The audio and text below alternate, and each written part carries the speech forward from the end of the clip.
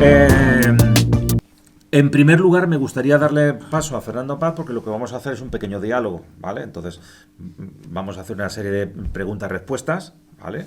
Eh, Hemos estado hablando un poco para encauzar lógicamente el debate, pero lo primero que me gustaría es que Fernando nos explicase un poco el por qué el relato de este libro, cuáles son un poquito las líneas generales, y si el título de Ante las cúpulas del Kremlin al final te convenció, ¿no te pareció adecuado? Sí, yo tengo una relación complicada con los títulos siempre, no solo lo de los libros y tal, los vídeos, tal, estas cosas. Sí, sí, bueno, está muy bien el título. A ver, es difícil de explicar porque trata de no ser un relato, y por tanto un relato al uso, o sea, no es contar otra vez lo que ya se ha contado tantas veces, sino dar un poco por hecho que el lector, grosso modo, sabe qué es lo que sucedió, cuál fue en fin, el íter que siguieron los acontecimientos, y en lugar de eso, pues ir un poco al análisis y sobre todo entrando en algunos puntos que son particularmente polémicos, podemos decir, y en los cuales pues la historiografía no se pone de acuerdo, lo cual está muy bien porque yo creo que la historiografía nunca se debería poner de acuerdo en nada o en casi nada, ¿no? Aunque estos temas son siempre muy controvertidos, muy polémicos, y entonces pues tampoco el objetivo es que la historiografía se ponga de acuerdo, sino pues imponer un dogma y ya está, y todo el mundo en fila detrás de esas ideas, ¿no? Y en este libro, bueno, lo que yo creo que hay una serie de temas en esta parte que son los que más resaltan. Uno tiene que ver con la capacidad soviética de resistencia y con la figura de Joseph Stalin como el hombre en torno al cual verdaderamente pues, la Unión Soviética fue capaz de resistir, fue capaz de rehacerse, e incluso bastante más de eso, y por qué, ¿no? Explicar un poco qué es lo que pasó, el protagonismo de Stalin, que es un protagonismo de una gran trascendencia, quizá a despecho de la propia concepción marxista de la historia, que no otorga a las personas consideradas individualmente, digamos, un protagonismo. Bueno, pues Stalin yo creo que aquí contradice la visión más clásica ortodoxa del marxismo acerca de eso. También tiene que ver con la dirección por parte de Hitler de la guerra, por parte de Hitler y por parte, en fin, del bando alemán, vamos a decir, las disensiones que hubo entre ellos, los conflictos que había entre el alto mando, y me gustaría enfatizar esto, el alto mando, no los generales de Hitler, sino el alto mando y la figura de Hitler. Es el momento en el que Hitler asienta su, digamos, hegemonía, su poder sobre el ejército alemán. La campaña, cuando empieza en junio del 41, el 22 de junio, no es Hitler, digamos, no controla todos los resortes del poder militar, ni mucho menos, y hay pues una permanente tensión entre el alto mando del ejército, que no de las fuerzas armadas, no el OKW, sino el OKH y Hitler. Y hay por lo que podemos llamar casi un sabotaje por parte del alto mando del ejército alemán a las decisiones de Hitler. Y un aspecto muy importante del libro es la figura de Hitler como, aunque no está planteado así, pero es la figura de Hitler como jefe militar, el cual fue su, digamos, su condición, si verdaderamente Hitler militarmente pues fue un líder en ese sentido, digamos, a valorar escasamente, o si fue un jefe militar al que tener en cuenta y al que considerar. Y bueno, en ese sentido pues establezco, ahora supongo que tendremos ocasión de hablarlo, pues 5 grandes decisiones en las cuales entró en conflicto con el alto mando del ejército, y habría pues que, en fin, que contraponer la posición del alto mando del ejército y la de Hitler para determinar quién tuvo razón, quién tenía razón y verdaderamente quién se equivocaba y quién acertó, ¿no? Y en esto hay mucho más que una cuestión puramente militar o histórica, porque es una inercia en la historiografía que llevamos arrastrando 70, 80 años desde el final de la Segunda Guerra Mundial, pues eso, sí, 70, 80 años, porque ha servido de coartada esa culpabilización, ¿no? Esa idea del Hitler único culpable ha servido de coartada a mucha gente, y entre otros a aquellos que han contribuido de una forma más poderosa a forjar la leyenda, que es al alto mando del ejército, ¿no? Bueno, es básicamente lo que hay aquí, y todo en torno al planteamiento de la defensa y del ataque, de la batalla de Moscú en definitiva en 1941-42, porque al final el libro pues termina en marzo, abril del 42, que cuando finalmente concluye la batalla de Moscú. básicamente es eso de lo que va este segundo volumen. Así que es un poco también, por añadirle un poco de picante polémico al asunto, que yo creo que lo tiene, objetivamente, ¿no? Efectivamente, tengo el placer de conocer a Fernando Paz hace casi 30 años, pero es que en nuestra primera conversación nos presentó un amigo común que era compañero mío del colegio desde los 14 años y bueno, nos conservamos muy bien para la edad que tenemos, pero hace bastante tiempo y recuerdo que la primera conversación que tuve con Fernando Paz cuando me presentó nuestro amigo común Julio Santana, me dijo, tengo un amigo que sabe un montón de Segunda Guerra Mundial. Y dice, bueno, pues vamos a hablar. Y nuestra primera conversación fue sobre la defensa de Moscú y las órdenes directas que dio Hitler sobre cómo resistir la contraofensiva de Zhukov. Y ha caído un montón de años. Yo tengo un recuerdo un poco distinto. Yo creía que era entre Valentine y Johnny Walker. Pero... sí, no, también estábamos muy bien acompañados por los británicos y el Lennon Leasing. O sea que fue un entorno agradable y distendido, como solía ser la España de los años 90. Un entorno seguro. Sí. Entonces, por eso también, con un poco de intención, fue el proponerle el hacer un libro justamente sobre esta parte de Barbarroja que yo tenía cuando me presentó a Fernando Paz, lo primero que conversamos fue sobre esto. Me gustaría hacerte una primera pregunta, o sea, que la tienes que responder de forma reducida, porque preguntarte ¿cuáles han sido las principales fuentes de las cuales te has documentado? Nos daría para más o menos una semana y yo creo que Valentine's directamente tendríamos que pedir un camión. Entonces, de forma reducida, si tú tuvieras que decir, bueno, a lo largo de todos los años que yo leyendo sobre Frente del Este, Segunda Guerra Mundial, a la hora de haber compuesto estos dos libros, ¿cuál es la bibliografía, la documentación que más he seguido, más me ha llamado la atención, más me ha sorprendido incluso? Pues bueno, al final está recogido, quiero decir que está aquí, tampoco archivos, documentos y revistas y básicamente pues las actas de la política exterior alemanas, que están en alemán y en inglés, creo que son básicas y fundamentales, sobre todo en lo que hace al primer libro.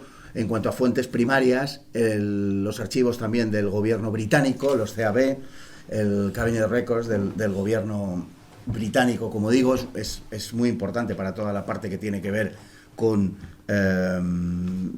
la justificación, por decirlo de alguna manera, la explicación de por qué sucede Barbarroja, que es una parte de lo que se aborda en el primer capítulo, en el primer libro. Por supuesto, las memorias de todos los generales alemanes y soviéticos. Además, los soviéticos se han incorporado a la historiografía hace relativamente poco, porque o no estaban publicadas o lo que había publicado estaba mutilado en gran parte. El caso más característico es el de Rokossovski, ¿no? Pero incluso muchas de las cosas que escribió Zhukov, que en su momento se publicaron, luego se prohibieron, luego se volvieron a publicar, se recogieron en volúmenes que al principio publicaba Progreso, ¿no?, en Moscú, pero que no estaban traducidos más que al inglés y era imposible de conseguir en España y todas estas cosas, ¿no? Por tanto, hombre, las memorias son muy importantes.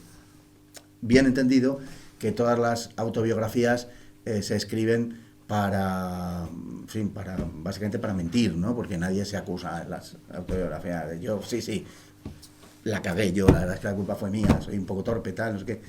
Esto no, en ninguna memoria, en ninguna memorias, en ninguna autobiografía... en ninguna autobiografía que yo haya leído nunca de nadie se produce, ¿no? Hay que saber, sobre todo, interpretarlas en el contexto en el que se produjeron, ¿no? Con las memorias de los generales alemanes hay que tener mucho cuidado. Son muy útiles, son enormemente útiles, pero hay que tener mucho cuidado porque están dictadas por conveniencias políticas. No olvidemos una cosa que es esencial. Cuando termina la Segunda Guerra Mundial, en los años inmediatamente posteriores a la Segunda Guerra Mundial, las encuestas norteamericanas, las encuestas Gallup que hacían los americanos, lo que reflejan es que aproximadamente la mitad de los alemanes, grosso modo, consideran que el nacionalsocialismo es una buena idea y que el problema de Hitler, y lo que cabe echar en cara a Hitler, es que perdió la guerra. No es ninguna política en concreto, ni la persecución de ningún grupo racial o ninguna minoría, no. Lo que le echan en cara a Hitler es que Hitler ha perdido la guerra, es que ha dado como resultado su dirección de la guerra, a la guerra de la política, del Reich en definitiva, la derrota, ¿no? Y en consecuencia, los generales alemanes redactan sus memorias con esto en la cabeza, claro. Entonces, vamos a utilizar a Hitler como el chivo expiatorio y nosotros, por el contrario, en la medida en la que Hitler se equivocó, nosotros resultamos exonerados, ¿no? Nosotros no tomamos decisiones erróneas, éramos los profesionales, y Hitler era un advenedizo y un tipo, bueno, que se metió en donde nadie le había llamado, y en consecuencia fueron sus decisiones las que nos costaron la guerra. Y básicamente este es el argumentario de los generales alemanes después de la Segunda Guerra Mundial. Claro, a la luz de la documentación real y de lo que sucedió y de la dirección de las operaciones y de lo que hoy conocemos y sabemos, esto no se sostiene en absoluto, no fue así. Pero por razones políticas era muy conveniente en aquel momento, y parece desgraciadamente que lo sigue siendo hoy, echarle la culpa a un señor que estaba medio chiflado y que dirigía aquello como Dios le daba a entender, ¿no? Por decirlo de alguna manera. Hay que tener en cuenta que había 18 millones de alemanes habían participado en la Wehrmacht, de una manera o de otra. Y los aliados occidentales necesitaban, bueno, igual que la Unión Soviética al otro lado, porque también construyó el ejército de la RDA sobre altos mandos de la Wehrmacht. Pero bueno, los aliados occidentales necesitaban una leyenda, digamos, de la Wehrmacht limpia, de que el ejército alemán no había estado involucrado ni en ningún tipo de crímenes ni en ningún tipo de errores militares básicos, sino que había sido una maquinaria extraordinaria, formidable, a la cual Hitler había maltratado y, en fin, había utilizado con fines espurios y además, bueno, pues desde una dirección errónea propia de un amateur, ¿no? Y tal, y no haber puesto en manos de los profesionales, pues fue el error básico y todas estas cosas. Y por eso digo que las memorias están publicadas en esa clave y hay que saber leerlas. Son muy útiles, pero hay que saber leerlas porque en gran medida muchas de ellas son piezas justificativas, son escritos justificativos y no son otra cosa, ¿no? Ya digo, escritos justificativos que interesaban a todo el mundo, que interesaban a la nueva Alemania federal, que interesaban a los aliados occidentales, que interesaban a los protagonistas. Y por tanto, bueno, pues solventaron el problema así. La cuestión es que hoy eso ya no se puede sostener, pero aún así, yendo al asunto de las fuentes, por ejemplo, uno de los grandísimos autores hoy en día, yo creo que es probablemente, me atrevo a decir, desde la historia contada desde el lado alemán, por decirlo de alguna manera, David Stael, sí. Creo que es el número 1 hoy día, y sin embargo está también lastrado por esa cuestión. Tiene un conocimiento muy hondo de la documentación, tiene un conocimiento muy hondo de cuáles fueron las acciones, cuáles fueron los protagonistas, quién tiene la responsabilidad sobre qué cosa, y sin embargo David Stael no se atreve a sacar las consecuencias de las afirmaciones que hace en el libro. Pondré solamente una de relieve. David Stael sostiene que Hitler, bueno, pues ciertamente a lo mejor a regañadientes, como que su decisión de sostenerse frente a Moscú es lo que salva al ejército alemán, pero si hubiera tenido mayor flexibilidad, si le hubiera hecho más caso a Kluge, pues probablemente hubieran ido mejor las cosas, ¿no? Sin embargo, a la vez que sostiene Stael que Hitler era tremendamente inflexible, nos proporciona una larguísima serie de ejemplos en el que va demostrando, o sea, que van contradiciendo lo que anteriormente ha afirmado, porque es una larguísima serie de ejemplos en los cuales Hitler permite retiradas y permite que el frente sea corto y permite, en fin, que los militares tomen decisiones sobre el terreno. Entonces, es una cosa curiosa, pero que es un reflejo de esa inercia histórica que es muy difícil quitarse, ¿no? Porque detrás de todo esto lo que hay es una valoración moral, por decirlo de alguna manera. Y cuando estamos hablando de Stalin y de Hitler, que son probablemente los dos personajes que reciben una mayor reprobación moral de, pues no sé si decir de toda la historia de la humanidad, pero con seguridad en la historia contemporánea, pues encontrarles alguna actuación positiva, por decirlo de alguna manera. Es decir, no decir que además de malos eran tontos y que no se enteraban de nada y que carecían de liderazgo, que el liderazgo lo empleaban exclusivamente para el mal y para cosas equivocadas y todo esto, pues no afirmar eso, pues le pone a uno ante un verdadero problema. Entonces, en la academia, y por supuesto fuera de la academia, pero sobre todo en la academia, hay mucho miedo verdaderamente a sacar las consecuencias de este tipo de cosas. Por eso las fuentes son siempre complicadas cuando hablamos ya de fuentes secundarias, pero que lógicamente hay que conocer. Yo hasta donde llego, pues he leído todo lo que ha caído en mis manos o he intentado que cayera en mis manos sobre este episodio en general, la Segunda Guerra Mundial, pero muy concretamente sobre el Frente del Este. Cada vez voy más a las fuentes primarias, cada vez voy más a cuestiones que tienen que ver con archivos y memorias, porque dentro de todo es donde menos distorsión hay. Obviamente los documentos son los documentos y hay que saber interpretarlos, contextualizarlos y tal, pero son los documentos, y básicamente es en lo que me he basado.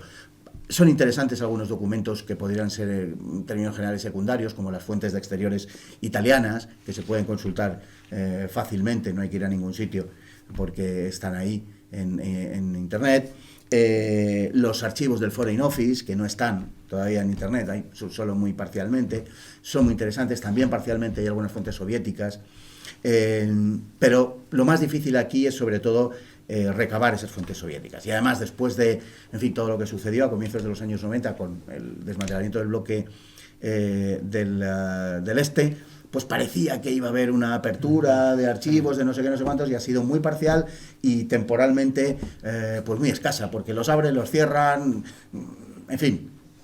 No es el único sitio del mundo donde desaparecen documentos, ni muchísimo menos. La documentación en España nos daría para hablar, para hacer varias charlas. La documentación y la desaparición de los archivos, de documentación de los archivos en España, el Ministerio de Exteriores, en fin. Se podría hablar largo y tendido, por parte de muchos reputadísimos miembros de las academias, por cierto. Pero bueno, quiero decir con esto que al final, pues lo que está recogido aquí, las fuentes primarias. Hay algunos documentos que he encontrado escarbando, referidos, por ejemplo, a las cuestiones del clima, que son muy interesantes, elaborados por el ejército de los Estados Unidos a comienzos de los años 50, pues estamos en la Guerra Fría, ¿no? Y entonces necesitan saber, bueno, cuál es la experiencia de los alemanes en cuestiones geográficas, la orografía, la climatología, es decir, las cuestiones que nos vamos a encontrar en cualquier caso, porque el invierno ruso va a seguir siendo igualmente frío, lo invada Hitler o lo invada Eisenhower, ¿no? Por decirlo de alguna manera. Entonces, bueno, pues aquí al final hay algunas fuentes que yo creo que son de interés. Y luego, pues eso, pues todo lo que se ha escrito al respecto. Pues yo recuerdo además, dices bien, el primer libro que leí de memorias de von Manstein, el de Victorias Frustradas, que cuando terminé, o sea, me gustó en cuanto al relato, pero la sensación que tuve al final fue, se acaba de quitar el muerto de encima. Claro. O sea, vaya pedazo de mente privilegiada, qué lástima que no le hicieran caso. Bastante curioso. De hecho, me comentaba mi directora de tesis, cuando alguna ocasión le decía, no, pero María Jesús, es que viene en el documento. Y dice, ya, pero tú piensas que el documento está redactado por un subordinado que tal vez esté tratando de justificarse frente a sus superiores, con lo cual, aunque lo tengas por escrito, también le tienes que someter a crítica. Y los últimos que has dicho, de efecto del terreno, climatología, improvisación, estamos trabajando justamente en HRM para hacer traducciones de todos ellos, porque en español no hay nada. O sea, siempre vamos a lo mismo, al relato de tal división llegó por... Bueno, vale, pero hubo que improvisar. ¿Qué tipo de clima había? O sea, cruzar un río, ¿qué es? O sea, pero es que a lo mejor cruzar un río tiene sus inconvenientes, no en el propio río, sino en el lecho, en la margen del río, y hay que... Y todas estas cosas nos hemos ido dando cuenta que en español no hay, y entonces tenemos una serie de cómo gestionar las retiradas. O sea, esa idea que bien decías de inicio, Hitler mandó a todo el mundo, ni un paso atrás, nunca jamás. No. Hay retiradas en absolutamente todos los sectores durante todos los años. Entonces, ¿cómo se gestiona la retirada? O sea, sí hay resistencias hasta el último hombre en momentos determinados, en lugares puntuales. Entonces, siguiendo también un poco con el hilo que has dicho, tenemos a las dos grandes figuras, que son Hitler y Stalin. Pero más que las dos grandes figuras, por centrarnos en ellos, ¿cuál era la relación que tenían ambos con sus estados mayores, con los altos mandos del ejército, de las Fuerzas Armadas? ¿Hay grandes diferencias? ¿Influyó la relación que tuvieron los unos y los otros? Sí, las diferencias son muy grandes. La diferencia de la relación que hay entre Hitler y su estado mayor y Stalin y el suyo es abismal. Stalin, por supuesto, hacía y deshacía absolutamente a voluntad y en fin, mandaba fusilar a sus generales con una generosidad absolutamente sorprendente, ¿no? Algunos estaban ya esperando para ser fusilados, el caso de Rigachov, por ejemplo, que había sido el jefe de la aviación soviética y que unas fechas antes de la guerra no había tenido mejor idea que en un encuentro en el Kremlin le había dicho a Stalin, Stalin se quejaba de que los aviones soviéticos tenían una gran cantidad de accidentes. Y el pobre Rigachov, que tenía 29 años y era general, era un hombre que prometía enormemente, porque tenía una formación extraordinaria, y no tuvo mejor ocurrencia que decirle a Stalin, vos, jefe, es que nos haces volar en ataúdes volantes, ¿no? Y Stalin se le quedó mirando y se encendió la pipa y dijo, no deberías haber dicho eso. Y luego lo volvió a repetir. Todo el mundo estaba esperando, lógicamente, que el pobre Rigacho, pues, en fin, durase poco. Y duró poco. Cuando comienza la guerra, al tercer cuarto día lo manda a fusilar. Bueno, esta es una de muchas, ¿no? Cuando cualquier general, cualquier mariscal soviético tenía algo, en fin, metía la pata por alguna cuestión o le parecía tan inconveniente que había que liquidarlo, lo liquidaba, ¿no? En cambio, otros que eran palpablemente, en fin, poco adecuados para las funciones militares ya en los años 40, por el caso de Budionni, por ejemplo, ¿no? El propio Voroshilov, que no eran generales de verdad de un gran valor militar, estuvieron en todo momento protegidos. Y estuvieron en todo momento protegidos porque habían pertenecido al primer ejército de caballería, que es donde había combatido Stalin durante la guerra civil y la invasión de Polonia. Entonces, bueno, pues tenían esa protección por ser sus camaradas de armas de juventud, ¿no? Incluso hay una escena de Voroshilov al comienzo de la guerra, en los primeros días de la guerra, en donde Voroshilov lanza un cochinillo contra la pared hablando con Stalin. O sea, era una cosa verdaderamente de locos. A nadie se le hubiera ocurrido nada, ni, en fin, lejanamente parecido a eso, ¿no? Lo tira contra la pared y Stalin, en fin, se lo aguanta. Nunca hizo nada contra Voroshilov. Es verdad que le apartó y le dejó a un lado, pero bueno, eso en comparación con lo que estaba pasando en la Unión Soviética, verdaderamente pues era casi un regalo, ¿no? Las relaciones de los mandos soviéticos con Stalin no tienen nada que ver. Stalin, por supuesto, hacía y deshacía a voluntad, y Hitler, cuando empieza Barbarroja, no tiene el mando absoluto, digamos, del ejército alemán. No lo tiene. De hecho, el año 38 se carga el Ministerio del Ejército, por decirlo así, para crear el OKW, el Alto Mando de las Fuerzas Armadas, que en teoría tenía que ser, pues tenía que recoger los tres altos mandos, ¿no? El de tierra, el de mar y el de aire, integrarlos, y era donde se tenían que tomar las decisiones. En realidad, el peso del ejército de tierra alemán era tan grande que las decisiones de verdad eran del OKH. Era Brauchitsch y el jefe de Estado Mayor Halder, ¿no? Brauchitsch, que realmente no pintaba gran cosa, pero Halder sí. Halder es un personaje del que habría que hablar detenidamente. De manera que Hitler tenía una relación con los militares alemanes más parecida a la relación que podía tener un país occidental. Yo no diría que exactamente igual, pero mucho más cercano a la relación que había en Inglaterra, en Gran Bretaña o en Estados Unidos, que la relación en la Unión Soviética, ¿no? Hay un caso que es prototípico, por muchas razones, ¿no? Que es el del general Erich Hebner, ¿no? Hebner, toma una serie de decisiones, se relatan en el libro, intenta engañar a su vez a Hitler y que Kluge le tape delante de Hitler, y Kluge no se presta a eso, y entonces le deja un poco, para entendernos, con el culo al aire, ¿no? Sabiendo que de esa decisión pues se van a cargar a Hebner. Pero a su vez Kluge tiene que preservar, digamos, su autoridad ante Hitler. En fin, es un juego ahí a tres del cual sale perdedor Hebner, ¿no? Bueno, Hitler se deshace de Hebner, le quita el mando, pero no solamente eso, pretende expulsarle del ejército y pretende que pierda sus derechos. Bueno, Hebner recurre ante un tribunal alemán, y el tribunal alemán le da la razón frente a Hitler. Esto es absolutamente impensable, absolutamente, completamente impensable en el caso de Stalin. Ni en el modo de proceder, por supuesto, ni en cuanto a que un tribunal le pudiera dar la razón. O sea, bueno, ni en cuanto a que lo que dijera cualquier tribunal tuviera algo que ver con el derecho en la Unión Soviética, para empezar, y para seguir, desde luego, en ningún momento a nadie se le hubiera ocurrido proceder contra Stalin, ¿no? Denunciar algo que hubiera hecho Stalin hubiera sido algo absolutamente de locos. Bueno, es que en el marco de la Unión Soviética sencillamente no tendría sentido ninguno, ¿no?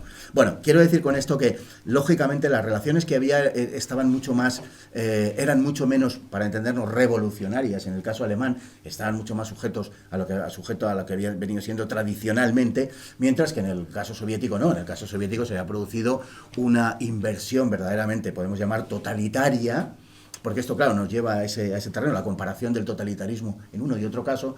En el caso soviético, el totalitarismo era infinitamente más avanzado, o mucho más avanzado, que en el caso de Alemania. En el caso alemán había, no se había producido esa inversión completa de que el Estado obedeciese al partido. En el caso soviético, evidentemente sí, de eso se trataba, ¿no? En el caso alemán había esferas enteras de la vida pública, la economía en gran medida, las iglesias, el ejército, que escapaban a la voluntad al Führerprinzip, ¿no? A la voluntad de Hitler, al principio de obediencia. No era tan sencillo en el caso alemán, ni mucho menos. Era bastante más complicado y sujeto a derecho en muchos casos.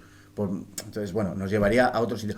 De hecho, en Alemania, salvo la guerra, lógicamente, pero de Alemania, del Tercer Reich, tú podías salir y entrar a voluntad, sin problema. De la Unión Soviética no. Bueno, esto te marca ya una diferencia sustancial en cuanto a lo que es un totalitarismo y otro, ¿no? Al final es verdad que el totalitarismo no es tanto, digamos, una inflación del Estado, por llamarlo de alguna manera, aunque históricamente se ha presentado así, no es tanto eso cuanto la instauración de una religión política, ¿no? Y en cuanto a que es una religión política, sí cabe una comparación más cercana entre lo que pudo ser la Unión Soviética y el Tercer Reich, pero no en cuanto a otras cuestiones acerca de cómo se ha presentado el totalitarismo históricamente en el siglo XX en Europa, ¿no? Entonces, la relación en consecuencia entre Hitler y su Estado Mayor, entre Hitler y los militares, y entre Stalin y sus militares, es una relación que no es comparable en ese sentido. También hay que decir que la formación militar de Hitler y la formación militar de Stalin son bien diferentes, son bien distintas, ¿no? Sin duda ninguna no son comparables. Stalin era mucho más rudo, por decirlo de alguna manera, tenía muchos menos conocimientos militares que Hitler, y sobre todo militarmente. Hitler tuvo ocurrencias, Hitler tuvo ideas, Hitler tuvo proyectos y Hitler desarrolló operaciones que en muchos casos rayan a una gran altura desde el punto de vista militar. Stalin fue aprendiendo a lo largo de la guerra a un coste muy alto y un coste que solo la Unión Soviética podía haber pagado, y que en parte explica, no completamente, pero en parte explica también la gran cantidad de muertos, los 27 millones de muertos que hoy se estima que tuvo la Unión Soviética durante la Segunda Guerra Mundial. Tiene que ver también con el modo soviético de hacer la guerra. Por supuesto con otras cosas, por supuesto tiene que ver con los crímenes del invasor, por supuesto tiene que ver con muchas otras cosas, pero tiene que ver también con la forma soviética de hacer la guerra, ese despilfarro de vidas humanas que también se recoge en el libro. Pensemos que los soviéticos, el Ejército Rojo, por ejemplo, para que los alemanes gastaran munición, hacía que los ancianos de su propio pueblo los lanzaba contra las filas de los alemanes, los envolvía en abrigos y los alemanes disparaban contra aquellos soviéticos, muchos de los cuales pues eran gente enferma o eran ancianos, y los empujaban para hacerles a los alemanes perder munición, gastar munición. Hay una intervención en noviembre de 1941 de Timoshenko, en Moscú, en la que dice: una ojeada al mapa, también está citada aquí, una ojeada al mapa nos lleva a dar la falsa impresión de que vamos perdiendo la guerra. Dice, y es todo lo contrario. Lo que tenemos que hacer es obligar a los alemanes, sobre todo, recordemos las negociaciones de 1939-40, que es lo que nos pedían, y lo que tenemos que hacer es obligarles a que gasten mucha gasolina, a que gasten petróleo. ¿Qué es lo que nos pedían? Caucho, tal, no sé qué, bueno, y petróleo, y siempre petróleo. Y es verdad que era el talón de Aquiles de los alemanes, lo fue durante la Segunda Guerra Mundial. Bueno, pues eso es extensivo a muchas otras cuestiones. Lo que en parte debilitaba a la Unión Soviética, también por otro lado le hacía más fuerte. Y la relación de Stalin con sus generales no hay que plantearla tampoco desde un punto de vista, digamos, irracional. Tanto la creación del Stavka, como fue remodelado, como el órgano de gobierno de la Unión Soviética, a lo que tendió fue a generar un poder unificado, muy fuertemente centralizado. Mientras que en Alemania eso no sucedía. La producción en la Unión Soviética no la determinaban los militares. A los militares se les daba lo que se consideraba oportuno, en ocasiones muy poco, porque no había, como en la batalla de Moscú, que la libraron en condiciones verdaderamente penosas, por ejemplo, en materia de blindados, sin ir más lejos, y otras veces al revés, otras veces sobraba de todo. Pero en Alemania, en cambio, hasta 1942 fueron los militares los que determinaban la producción. Esto era un disparate desde todos los puntos de vista. Y se tardó bastante tiempo, fue a partir del nombramiento de Albert Speer, a comienzos del 42, cuando muere en accidente Todt, ministro de Armamento, es cuando aquello se empieza a racionalizar de verdad. Y cuando se empieza a copiar un poco lo que hacen tanto los aliados como sobre todo la Unión Soviética. Producir pocos modelos, ¿no? Y centrarse en la producción de esos pocos modelos de gran calidad, como era todo lo que producía o casi todo lo que producía Alemania, para ganar en cantidad lo que a lo mejor se perdía en variedad. Pero claro, los soviéticos a partir de 1943 solo producían en tanques, por ejemplo, solo entre comillas, pero básicamente producían T-34 y KV. Básicamente, y luego el Joseph Stalin, el 1 y el 2. Los alemanes, bueno, tenían una increíble variedad de modelos a los que había que atender, y a eso había que generarle repuestos, y en fin, era un verdadero disparate desde el punto de vista de la producción. Claro, la producción de Alemania y la Unión Soviética no se puede comparar. Todo esto tenía una traslación a la relación entre, o es un reflejo también de la relación que había entre Hitler y su Estado Mayor y Stalin y el suyo. Por supuesto, el Estado Mayor y los generales de Stalin o tenían como principal virtud la obediencia, y los alemanes, en cambio, en no pocos casos, y el de Halder es un caso muy particular y muy evidente, a lo que se dedicó básicamente fue a sabotear el esfuerzo de guerra alemán, hay que decirlo así, a sabotearlo. No digo que fuera su propósito, pero el resultado fue ese. Otro de los grandes mitos que tenemos de Barbarroja y del Frente del Este es el clima, ya que lo hemos tratado antes y que lo estamos por ahí a ver cómo lo componemos. ¿De verdad el general invierno del año 41 al 42 fue tan determinante en la resistencia soviética? ¿O la resistencia soviética se ha apuntalado más en la propia, has mencionado, el propio sacrificio, como lanzar al matadero a casi a millones de personas prácticamente sin instrucción y casi totalmente desarmadas? ¿Cómo consiguió Stalin, sobre todo, esa resistencia que a priori los alemanes consideraban que el ejército alemán, terminadas las grandes victorias y sobre todo terminada la megabolsa de Kiev, iba ya a caer de una forma definitiva? Es decir, ¿verdaderamente tanto influyó el clima? ¿O lo hemos sacado un poquito también de contexto? Hombre, influyó en los dos. Lo que resulta increíble es que el Estado Mayor no lo tuviera en cuenta. O sea, a nadie le puede sorprender que haga frío en Rusia. A comienzos de octubre cae la primera nevada, en noviembre hizo temperaturas que suelen ser frecuentes en diciembre y enero. Es verdad que se adelantó mucho y que fue un invierno muy singular, es cierto, fue un invierno particularmente frío. Se llegaron a medir, que yo sepa, la temperatura más baja que se llegó a medir fue de menos 53 en el área al noreste de Moscú. Toda la zona, digamos, sur del grupo de ejércitos norte y norte del grupo de ejércitos centro fue donde más frío hizo, y hubo más de una semana seguida en donde no se bajó de los 40 bajo cero, o sea, no aumentó la temperatura de los 40 bajo cero, ¿no? Durante una semana seguida. Es verdaderamente terrible. Además, tenemos que tener en cuenta que esto de lo que estamos hablando, aunque lógicamente las imágenes que nos llegan son imágenes necesariamente por su propia naturaleza de día, en general la batalla se combatió de noche. Es decir, las horas diurnas eran muy pocas, eran 6-7 horas como mucho.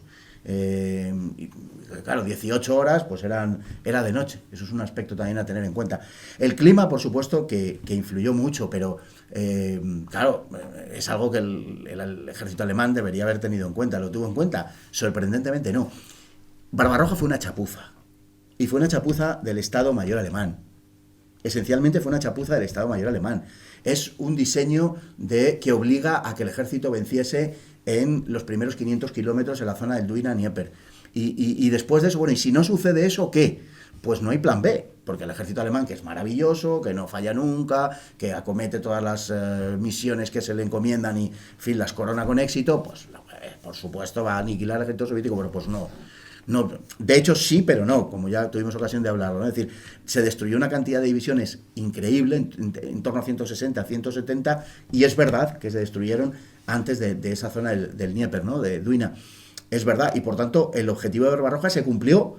En términos estrictamente militares, sí. El ejército alemán cumplió su cometido, sí. El problema fue que Stalin fue capaz de levantar una fuerza todavía mayor que la que habían aniquilado los alemanes. Y con eso no contaban porque el factor fundamental fue la información. Y dentro de esa información, lo que parece increíble es que aunque la operación se hubiera saldado con una victoria abrumadora del ejército alemán y se hubiera deshecho la Unión Soviética y no hubieran podido resistir más allá, aunque eso se hubiera dado, había que ocupar el territorio y se calculaba que solamente para la ocupación se necesitarían 60 divisiones. Bueno, las 60 divisiones tenían que pasar el invierno en Rusia y no había suficiente, ni muchísimo menos, no solamente ya, como luego sucedió, suficiente ropa, pertrechos y tal, es que ni siquiera la logística, por ejemplo, de los alimentos, ni siquiera la munición, se recibía la tercera parte de lo que se tenía que recibir. O sea, fue un desastre.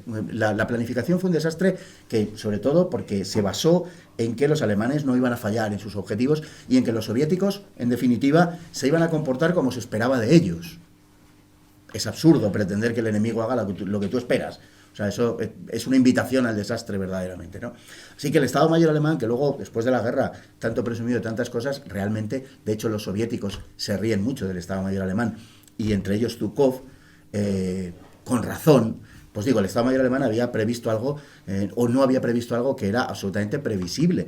O sea, el tiempo en Rusia, en la Unión Soviética entonces, pues es el que es, ¿no?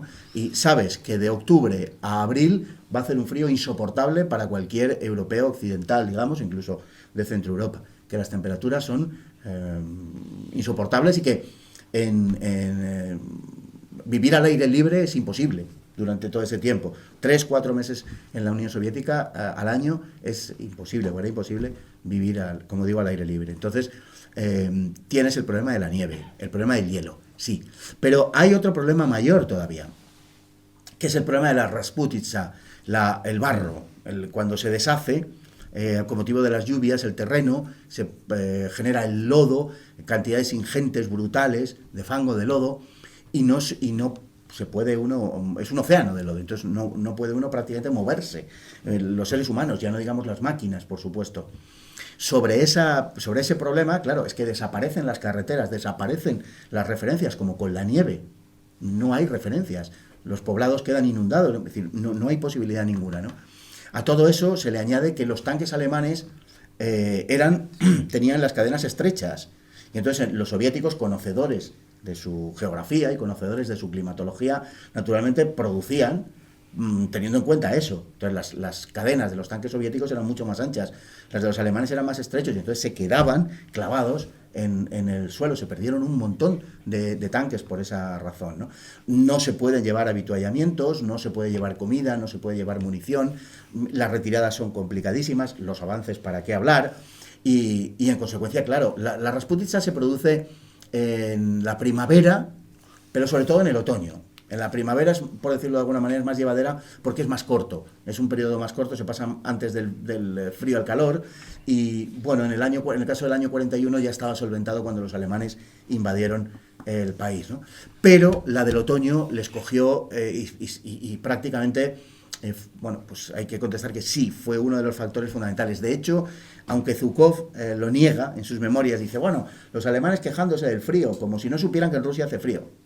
Cierto, ya lo hemos dicho antes. Y además las mujeres, las moscovitas, que tuvieron que cavar zanjas y tal y cual, lo cual también es absolutamente verdad, a unas temperaturas infernales, etcétera. Todo eso es cierto, pero no lo es menos que justo se produjeron las mayores adversidades mediado octubre, es decir, en los momentos en que Moscú estaba más indefenso. Es decir, fue algo casual, pero que realmente ayudó a la Unión Soviética. Cuando se produjo el desfile de la Revolución, el año 41, Stalin se empeñó en que se celebrase en la Plaza Roja el desfile como todos los años, pese a que se corría un riesgo cierto, porque los alemanes podían atacar la propia capital o podían bombardear, en fin. Y sin embargo, dijo, no, lo vamos a celebrar. cuando se produjo el desfile, y con todo tipo de armamento que salía directamente para el frente, no sé por qué contaba esto, se me ha ido de la cabeza. Me acabo de tener un lapsus. Frío, Rasputitsa. Efectivamente. Mujeres cavando esa zanjas. Esa era la cuestión, sí. Cuando se produjo ese hecho, Stalin dijo aquello de, viendo pues que estaba todo lleno de niebla, todo nevado, los alemanes no se podían mover, la Luftwaffe no podía bombardear, señalando el cielo, dijo, definitivamente Dios está con los bolcheviques, ¿no? Bueno, pues eso no solo pasó aquel 7 de noviembre, sino que eso pasó también el 16 de octubre, que fue el día del pánico en Moscú. La gente quemaba en las calles, quemaba los libros que tenían en las casas, de temática marxista y todas estas cosas, y tiraba los carnés del partido, las alcantarillas estaban llenas de carnés del partido. Luego la gente que era miembro del partido y que posteriormente alegó haber perdido el carné, pues inmediatamente pasaron a ser sospechosos, porque dijeron, este es de los que ha tirado el carné en la alcantarilla. Y en muchos casos seguro que era verdad. Y se agotaron los diccionarios ruso-alemán en Moscú. En ese momento, en el que Moscú era un caos, hubo rebeliones en las fábricas de las afueras de Moscú y en otros sitios también, pero ciñéndonos a Moscú. Hubo rebeliones de obreros, los hubo en muchos sentidos. Trabajadores que querían obligar a sus jefes a quedarse, es decir, no salgáis corriendo, traidores, tal. Y trabajadores, todo lo contrario, que ante el cierre de fábricas de las autoridades decían, no, nosotros nos quedamos aquí produciendo y si viene Hitler ya daremos cuenta de esos judíos. O sea, esto era bastante habitual en las colas y en los corrillos del Moscú de aquella semana, ¿no? Bueno, los moscovitas estaban esperando, digo, no esperando necesariamente con entusiasmo, unos puede que sí, y probablemente la mayoría no, claro, pero estaban esperando que los Panzer entraran por las calles de Moscú. Como sabemos, nunca sucedió, pero fue porque, entre otras cosas, en esos días justamente la climatología les jugó una muy mala pasada a los alemanes y los mantuvo sin poder moverse cuando no había defensas, las defensas de Moscú estaban abiertas. Esto lo reconoce Zhukov en sus memorias, aunque no lo dice explícitamente. Y no dice, los alemanes no entraron en Moscú porque... No, pero sí cita que en aquellos días fueron los días en que Moscú estaba indefensa. Y hoy sabemos que aquellos días fueron los días en los que la Wehrmacht no se pudo mover precisamente por las condiciones, ¿no? Las condiciones del lodo, etc. Cuando se produjo el frío, cuando llegó el frío de verdad, en noviembre, los alemanes reanudaron la operación Tifón, que así se llamó, reanudaron la ofensiva sobre Moscú, porque precisamente la nieve, el hielo, lo que permitía era, al endurecer el suelo, era que los alemanes avanzaran. Y ahí fue cuando se produjo verdaderamente la posibilidad de que los alemanes hubieran, digamos, tomado Moscú. ¿Qué es lo que pasó? Pues que estaban absolutamente extenuados. El clima jugó un papel muy importante, en términos generales benefició a los soviéticos, pero era algo con lo que los alemanes tenían que haber contado. Y de hecho hay un artículo en ese año de 1941 de Ilya Ehrenburg, el gran propagandista soviético, en el cual Ehrenburg dice, comenta burlonamente, que los alemanes tengan cuidado porque no conocen el invierno soviético. Es decir, que ellos, sí lo tenían en cuenta y sabían lo que podía pasar. Después de la Segunda Guerra Mundial, los soviéticos, así lo recogen en sus memorias, niegan que la climatología tuviera esa importancia tan grande, porque querían resaltar en definitiva la importancia de sus medidas militares y tal.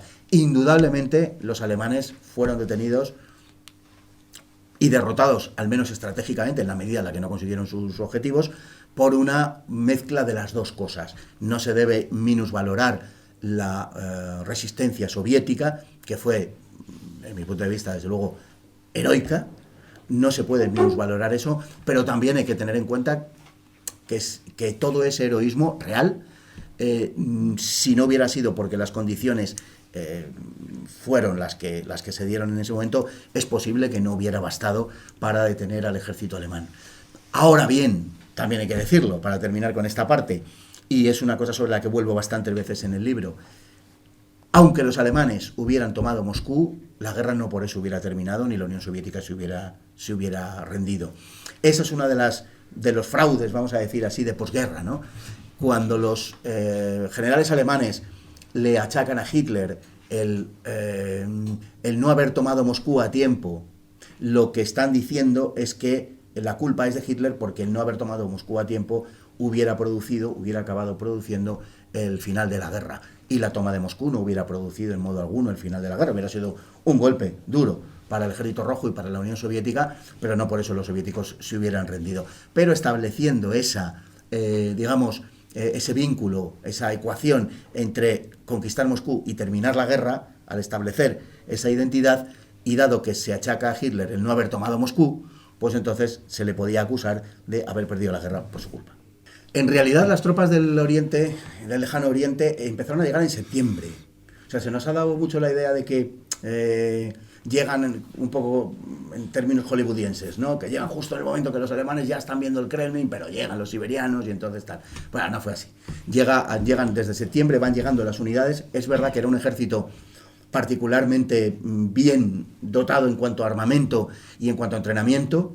Era un ejército que había demostrado su valía tanto en la batalla de Hassan como sobre todo en Khalkil Gol. Estaba bien pertrechado, como digo, y no se movía de ahí por lo que pudiera pasar con los japoneses. Pero desde septiembre Stalin dispone de la información de que los japoneses... ¿Pero por Sorge o por lo dedujeron ellos? O... Básicamente la información, aunque se ha puesto en duda en los últimos años, hoy la información que hay hoy, o sea, lo que sabemos hoy, y todo lo que recoge Hastings en la Guerra Secreta, que es un poco lo último de lo último para entendernos, hace 2-3 años, digamos que le devuelve a Sorge el protagonismo que tenía, y yo modestamente tiendo a estar de acuerdo con eso. Son las informaciones de Sorge, las informaciones que llegan a Moscú, de las que había dudado Stalin con anterioridad en el verano, pero como efectivamente lo que venía avisando Richard Sorge se cumple, dice, este tío no nos está engañando, porque el momento de engañarnos hubiera sido justo cuando la invasión alemana, y es el que nos ha dado unos datos más precisos de todo lo que iba a pasar. Es verdad de lo que nos informa, y efectivamente es Sorge el que informa a Moscú y le dice, los soviéticos no van a ir a por la Unión Soviética, los japoneses no van a ir a por la Unión Soviética.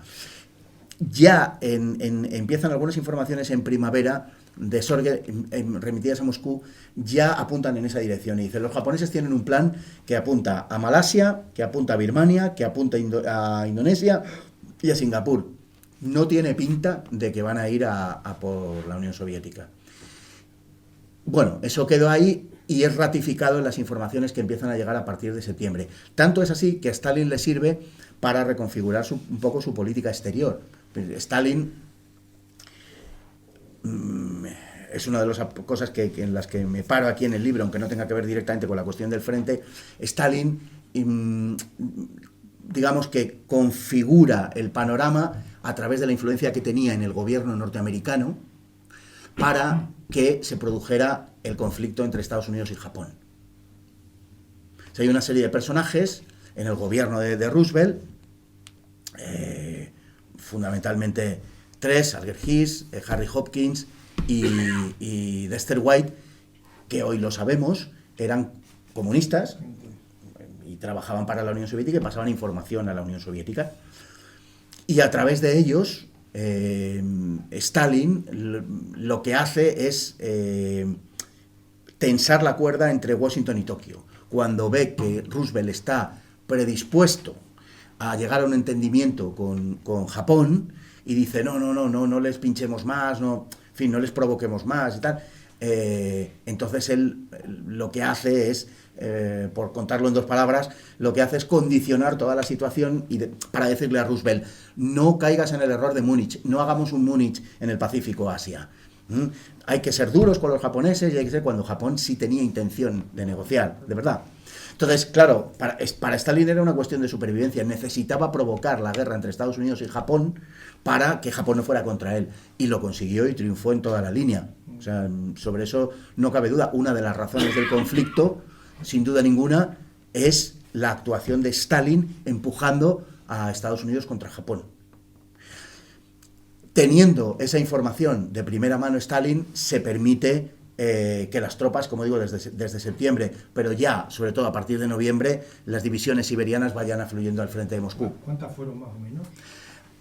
Divisiones depende porque van enviándose a lo largo del tiempo, pero en la parte fundamental, en la parte que tiene una importancia, digamos, porque influye en la batalla, en la campaña, son 9 divisiones las que llegan en el momento, en noviembre del 41, las que llegan al frente, con todos los pertrechos, como digo, muy bien equipadas.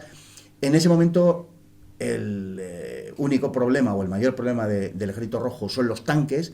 Zhukov pide tanques, pero no hay muchos. Hay todo lo que acaba llegando en casi un mes es medio millar de tanques, poco más.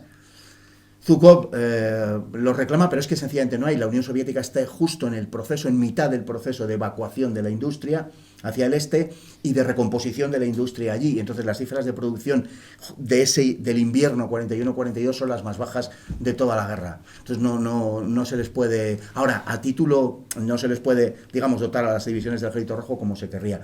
Pero a título individual, el combatiente, el soldado, el que procede de Siberia, es un magnífico combatiente, acostumbrado además a esas temperaturas y además en lo individual muy bien pertrechado. No, es que no había casi tanques y de hecho aproximadamente casi la tercera parte, un 30%, un 28-30% de los efectivos blindados. Todo esto por supuesto son estimaciones, pero se calcula que un 28-30% de los efectivos blindados soviéticos en la batalla de Moscú son occidentales, proceden de Estados Unidos y de Gran Bretaña. A los soviéticos no les gustaba mucho ese tipo de tanque por muchas razones, pero en ese momento no podían elegir otra cosa y se tuvieron, por decirlo así, se tuvieron que conformar. La ayuda norteamericana, ya hemos comentado en alguna ocasión, y la ayuda británica sobre todo, se produce sustancialmente a partir del año 43, dándose la paradoja de que la ayuda occidental no sirvió para que la Unión Soviética resistiese, pero sí sirvió para que la Unión Soviética se apropiase de media Europa, contra los que luego tendrían que combatir ellos o que enfrentarse ellos. Para cortar la guerra. Para cortar la guerra, digo. Claro, sí, pero Sí, habría que ver coste. si les interesaba o no, claro. Es que esa es la cuestión, es decir, desde el punto de vista occidental o desde el punto de vista soviético. Al final la política norteamericana fue dólares por sangre. Y lo hicieron con Gran Bretaña, lo que pasa es que en un nivel más pequeño, como es lógico, y luego lo hicieron con la Unión Soviética. Por eso, 27 millones de muertos. Y pensemos que los norteamericanos tuvieron en todos los frentes en la Segunda Guerra Mundial 500.000. Es decir, que murió un norteamericano por cada 54 soviéticos que murieron. La diferencia es brutal. Pues los americanos pagaron, bueno, esto es una constante, ¿no? Pagaron para que otros murieran por ellos. Sí, aunque más de la mitad de los soviéticos eran civiles, que también es importante. Más de la mitad de los soviéticos son civiles. Civiles que mueren como consecuencia de acciones bélicas, civiles que mueren asesinados por los invasores y civiles que mueren también asesinados por sus propias tropas. Algunas de esas cosas pues las relato también en el libro. La población civil sufrió enormemente, fue la que más sufrió sin duda ninguna. Hay que tener en cuenta también otra cuestión. La población judía de la Unión Soviética, a los efectos de la contabilidad soviética, no contaba como población aparte, sino que cuenta también como población civil soviética. Los soviéticos nunca hicieron digamos, un recuento aparte de ningún tipo de minorías. Eran todos ciudadanos soviéticos, da igual que fueran judíos o gitanos, o en fin, eso era irrelevante. Y desde ese punto de vista, digamos que todas las bajas civiles las cuentan justamente como civiles, o sea, no tienen distingos de ningún género. Y efectivamente, más de la mitad de las bajas soviéticas son civiles. También algunas de esas bajas, por causa de la guerra, aunque sean civiles. Quiere decir que los 900.000 muertos civiles de Leningrado son civiles, pero mueren como consecuencia directa de una acción de guerra, ¿no? Y eso se reprodujo en un montón de ciudades, a una escala y a un nivel lógicamente menor, pero en un montón de ciudades de la Unión Soviética, ¿no? Llega, bueno, entre unas cosas y otras hay algunas alusiones o algunas cuestiones relacionadas con el mes de marzo, incluso alguno de abril, pero básicamente para finales de febrero la situación ya está absolutamente estabilizada, los alemanes contraatacan, mantienen el frente. Fue un desastre, sí, fue un desastre porque no tenían los medios para llevarla a cabo en realidad. A lo largo de la Segunda Guerra Mundial se dio una constante y era que tanto Hitler como Stalin creyeron en varias ocasiones que el enemigo estaba a punto de ser completamente derrotado. El primer error probablemente lo comete Stalin en la batalla de Moscú. Es decir, Stalin cree que se puede dar una ofensiva en todo el frente, no ya en todo el frente central, sino incluso en todo el frente, en toda la Unión Soviética, en el norte y en el sur, y que se puede derrotar a los alemanes y destruir por completo sus ejércitos, hacer que se vengan abajo y tal, y plantarse en Polonia en cuestión de semanas, ¿no? Bueno, aquello era un disparate. Zhukov se lo intentó hacer ver a Stalin. Stalin, por supuesto, no se lo permitió, le despidió con cajas destempladas. Pero lo mismo le pasó en cierta medida a Hitler. En varias ocasiones también trató de producir una victoria rotunda que decidiera la guerra. Lo que pasa es que aquí habría que señalar, esto nos llevaría muy lejos, pues las diferencias entre el arte operacional de los alemanes y los soviéticos, entre la doctrina de la batalla profunda de Tuchachevsky y la idea alemana de Blitzkrieg, aunque no la llamaban Blitzkrieg, esta es otra historia, también que procede de después de la guerra, en su mayor parte. Los soviéticos habían renunciado, en su formulación puramente operacional, habían renunciado a ganar la guerra, digamos, a través de una batalla decisiva. ¿Por qué? Bueno, pues por muchas razones, pero sobre todo porque tenían más fondo de armario, por decirlo de alguna manera. Pero los alemanes sí, los alemanes necesitaban buscar la batalla decisiva, la batalla que desenlazara la guerra. Entonces, todo el tiempo es una búsqueda de esa batalla que en realidad nunca se dio. Puede ser Moscú, que puede ser Kursk, que puede ser Stalingrado, pero en realidad nunca se dio esa batalla. Lo que había era una deformación, por decirlo de alguna manera, en el mismo arte alemán de hacer la guerra, que lo relata muy bien y lo historia muy bien Robert Citino, ¿no? Es un gran historiador norteamericano que ha escrito mucho sobre esto y yo creo que de forma excepcionalmente certera. Pero una cosa es eso, una cosa es que en el arte operacional alemán o en la propia concepción estratégica alemana hubiera un error de fondo por la propia situación del país en el centro de Europa, ¿no? Una cosa es eso y otra cosa es que se impute al alto mando alemán, por ejemplo, la adopción de medidas erróneas, ¿no? Y a mí me gustaría en este sentido tratar una cuestión que tiene que ver con un asunto central del libro. A lo largo de la campaña, a lo largo de Barbarroja, hay 5 grandes decisiones que tomar. Y son, en primer lugar, 5 grandes decisiones, por decirlo de otra manera, que toma Hitler y que le enfrenta a su Estado Mayor. Y esto no sé, y lo digo y lo cito porque explica muchas cosas. De esas 5 decisiones de Hitler, 4 son tremendamente acertadas. Y una quinta es o errónea o discutible. Yo creo que es errónea, pero... Y son la necesidad de que los cercos sean más pequeños, porque los soviéticos escapaban de esos grandes cercos alemanes que en definitiva estaban constituidos por las tropas blindadas, por los Panzer. Los Panzer necesitan esperar a la llegada de la infantería, pero los alemanes no tenían suficiente motorización, tenían apenas un 15% de su ejército motorizado, el 85% no lo estaba, y tenían que esperar semanas enteras para que la infantería diera alcance a los tanques. En consecuencia, los cercos que llevaban a cabo las unidades Panzer muchas veces acababan siendo, no diré que ficticios, pero sí acababan siendo en alguna medida, y normalmente en bastante medida, fallidos.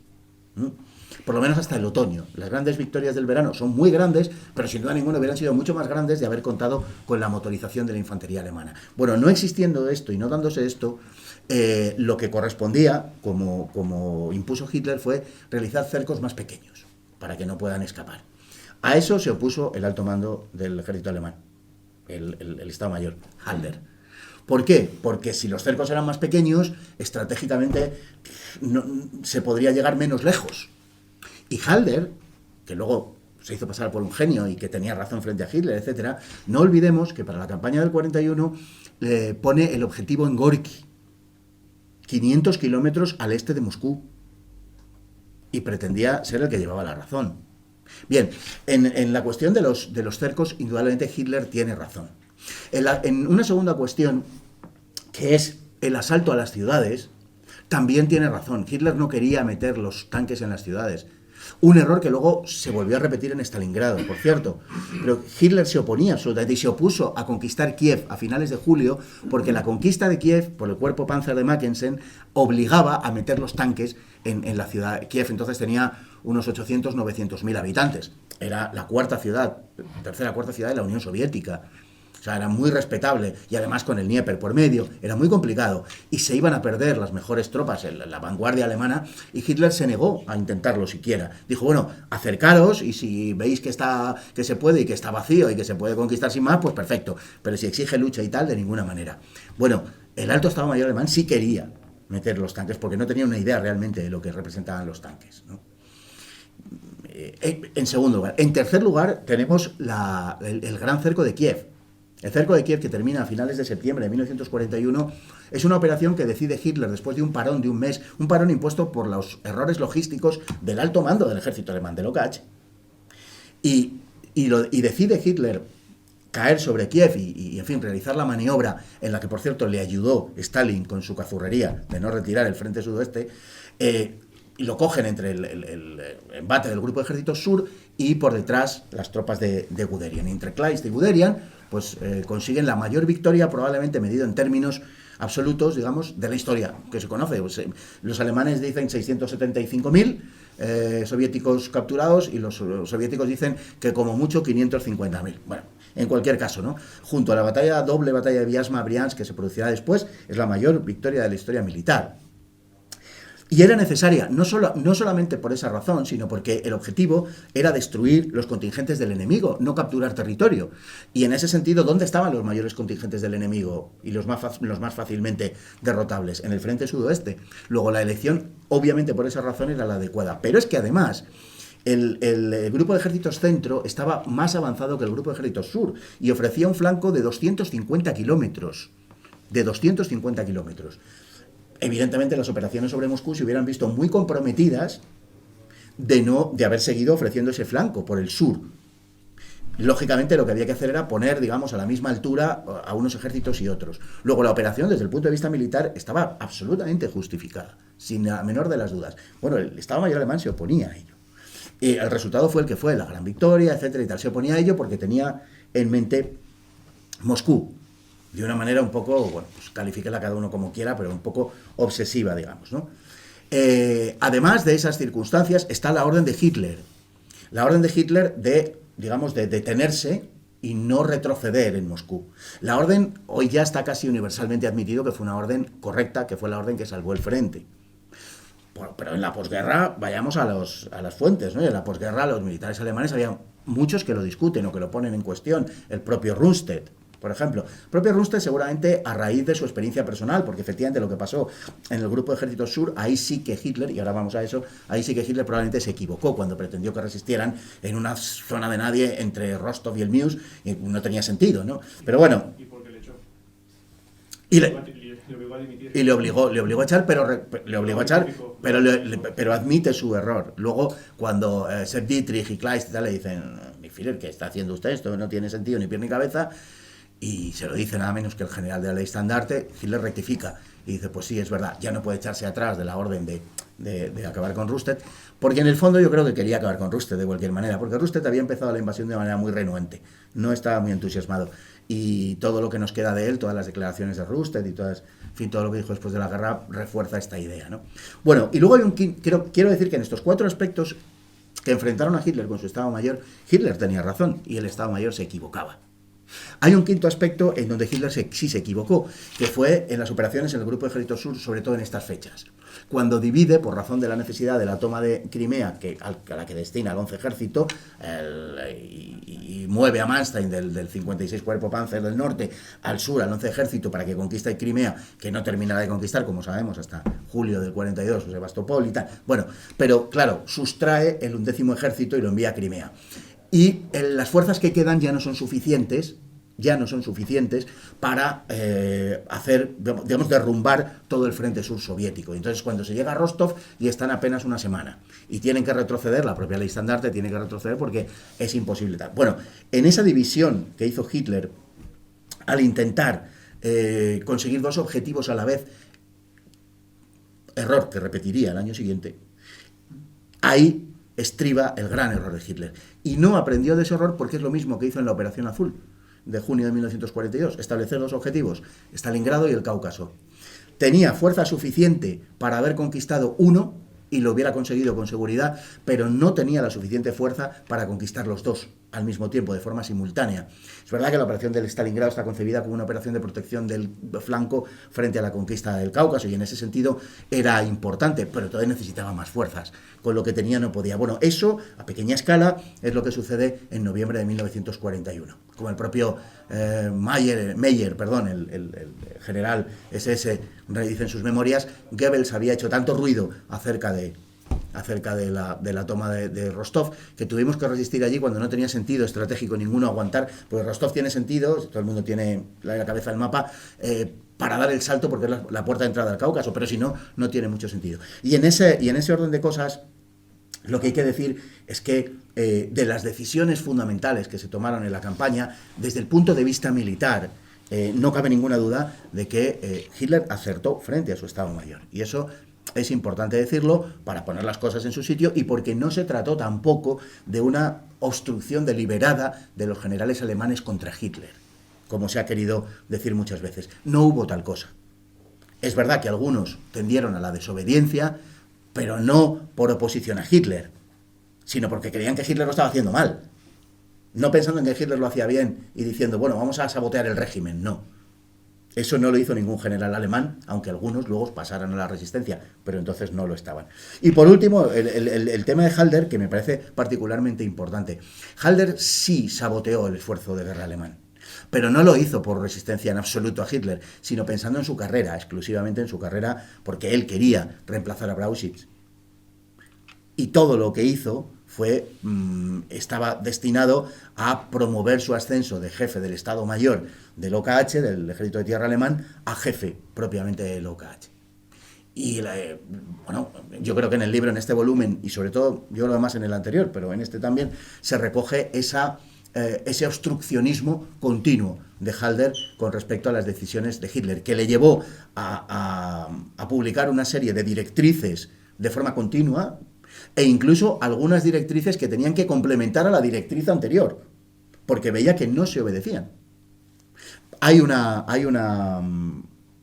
pasaje que cuenta el propio Guderian, en Recuerdos de un soldado, en sus memorias, en el que después de una reunión con los altos jefes del Estado Mayor, con Hitler, se vuelve al frente de sus tropas y dice, en el avión yo seguía lo mío, seguí diseñando mis planes de ataque a Moscú, aunque me habían dicho que no, que ya no, que íbamos por todo, él seguía a lo suyo. Quiero decir, esto que se vería inconcebible en el ejército soviético, y casi yo diría que en ningún otro ejército del mundo, en el ejército alemán, sorprendentemente, pero se daba. Había determinados generales, Halder, Guderian, que iban absolutamente a lo suyo y que hacían abstracción de aquello que los mandos les ordenasen. Las relaciones de Guderian con Kluge están recogidas aquí y son prácticamente para no creerlas. O sea, Kluge era su superior y Guderian hacía lo que le daba la gana, literalmente lo que le daba la gana. Naturalmente porque se había respaldado por Hitler hasta que dejó de estarlo el día de Navidad del 41.